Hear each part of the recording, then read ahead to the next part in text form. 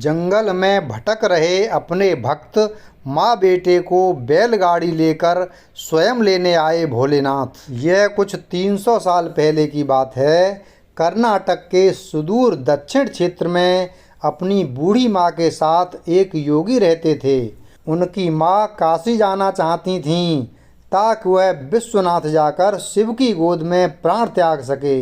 इसके अलावा उसने अपने जीवन में अपने बेटे से कभी कुछ नहीं मांगा था। उसने कहा, मुझे काशी ले चलो, मैं बूढ़ी हो रही हूँ, मैं वहीं जाके मरना चाहती हूँ। योगी ने अपनी बूढ़ी माँ के साथ दक्षिण कर्नाटक के जंगलों से होते हुए काशी के लिए एक लंबी यात्रा शुरू की।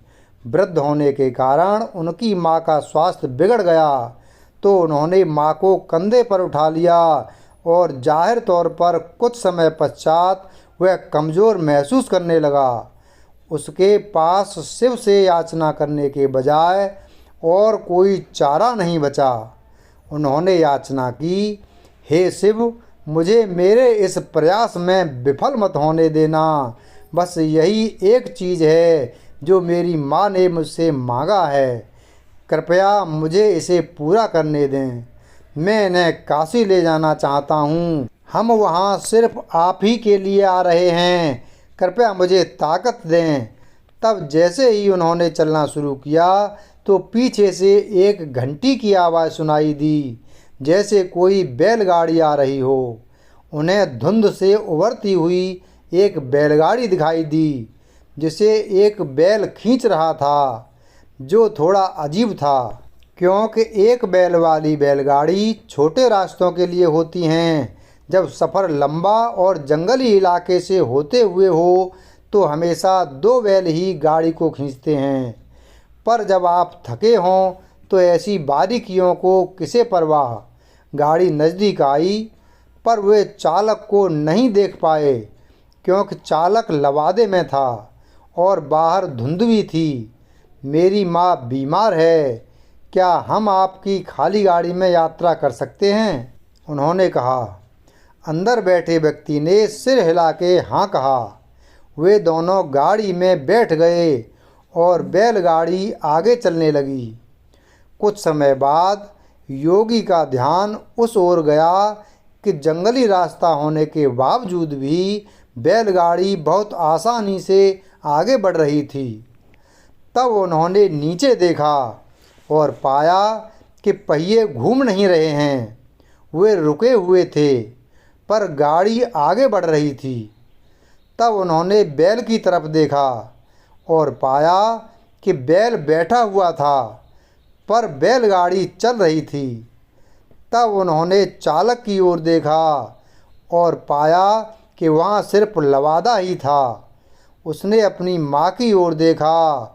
माँ ने कहा, अरे पागल, हम पहुँच गए, अब कहीं और जाने की ज़रूरत नहीं है, यही तो जगह है, अब मुझे जाने दो। इतना कह के माँ ने शरीर छोड़ दिया। बैलगाड़ी और चालक सब विलीन हो गए। योगी अपने गांव लौट आया। लोगों ने सोचा, यह इतनी जल्दी लौट आया है, ये अवश्य ही अपनी माँ को कहीं छोड़ के आया है, यह उसे काशी नहीं ले गया।